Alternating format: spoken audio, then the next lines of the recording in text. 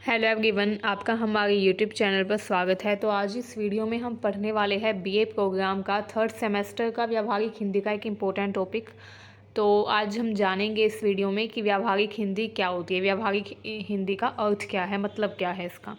तो जैसे कि आपके सब्जेक्ट का ही नाम है व्यावहारिक हिंदी, तो आखिर व्यावहारिक हिंदी क्या होती है, क्या है इसका अर्थ, एंड यही सब हम पढ़ने वाले हैं। तो चलिए स्टार्ट करते हैं। व्यावहारिक हिंदी का अर्थ जानने से पहले हमें व्यावहारिक शब्द का मतलब पता होना चाहिए, ठीक है। क्योंकि अगर आपके एग्ज़ाम में क्वेश्चन आता है कि व्यावहारिक हिंदी का अर्थ बताइए, तो उसमें आपको पहले व्यावहारिक जो वर्ड है इसको डिस्क्राइब करना होगा कि व्यावहारिक का मतलब क्या होता है। तो व्यावहारिक का मतलब होता है जो व्यवहार के लिए उपयुक्त हो या जो व्यवहार योग्य हो, ठीक है। अगर आपको कुछ डाउट हो तो आप कमेंट सेक्शन में भी हमसे पूछ सकते हैं, ठीक है।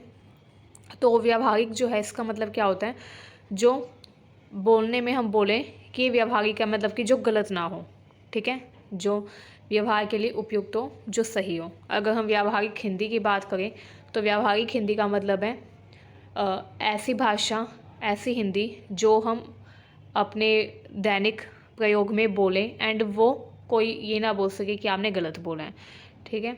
ये अगर आपको भी कंफ्यूजिंग लग रहा होगा तो जैसे जैसे आप आगे पढ़ेंगे तो आपको क्लियर हो जाएगा। फ़िलहाल के लिए ये जानिए कि व्यावहारिक का अर्थ होता है जो व्यवहार के लिए उपयुक्त हो या जो ठीक हो, व्यवहार योग्य, मतलब कि जिसको कोई गलत ना ठहरा पाए, ठीक है।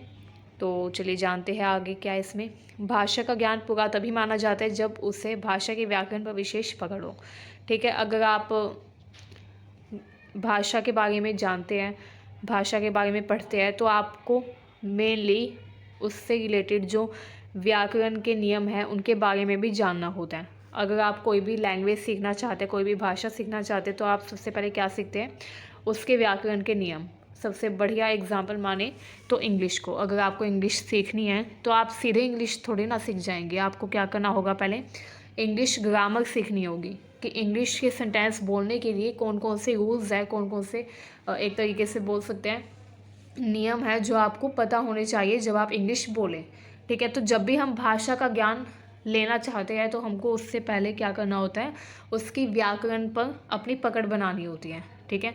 उसकी जो व्याकरण है, उसके जो नियम है उस भाषा के, वो हमको पहले सीखने होते हैं, ठीक है। क्योंकि इसके बिना आप ना तो कोई सेंटेंस सही से बोल पाएंगे, ना ही आप उस भाषा में कोई लेख, कविता या निबंध लिख पाएंगे, ठीक है।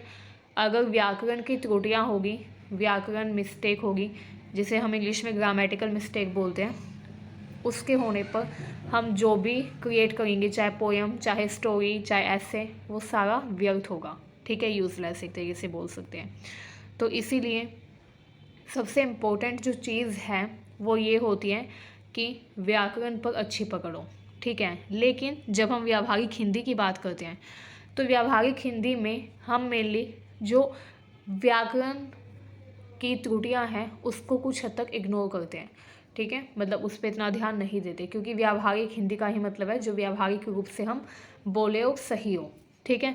चलिए आगे हम इसके एग्जाम्पल्स भी देखेंगे, तो आइए आगे देखते हैं।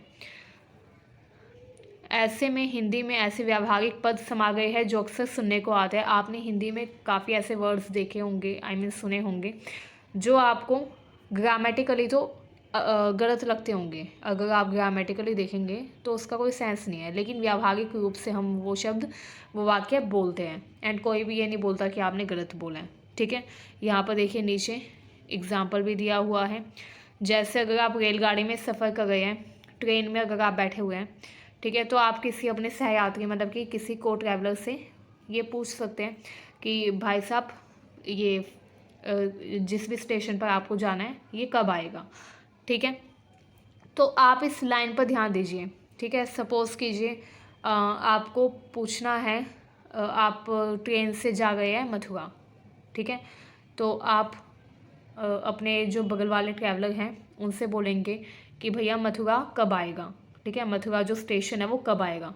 तो अगर आप ग्रामेटिकली इसके स्ट्रक्चर को देखें तो ये गलत है, ठीक है, ग्रामेटिकली ये गलत है, क्योंकि स्टेशन जो है वो स्थिर है।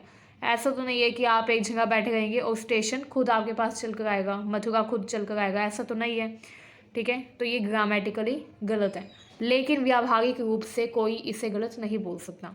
आप भी कभी भी जाए किसी भी जगह पर ट्रैवलर के रूप में आप अगर जाते हैं, किसी भी जगह पर ट्रैवल करते हैं, तो आप अपने किसी भी फ्रेंड से या किसी से भी अगर पूछेंगे कि ये स्टेशन कब आएगा, तो कोई भी ये नहीं बोलेगा कि आपने वाक्य गलत बोला है, क्योंकि व्यावहारिक रूप से ये सही है। यही होती है व्यावहारिक हिंदी। ठीक है, इसके अलावा चलिए नेक्स्ट एग्जाम्पल देख लेते हैं इसी से रिलेटेड।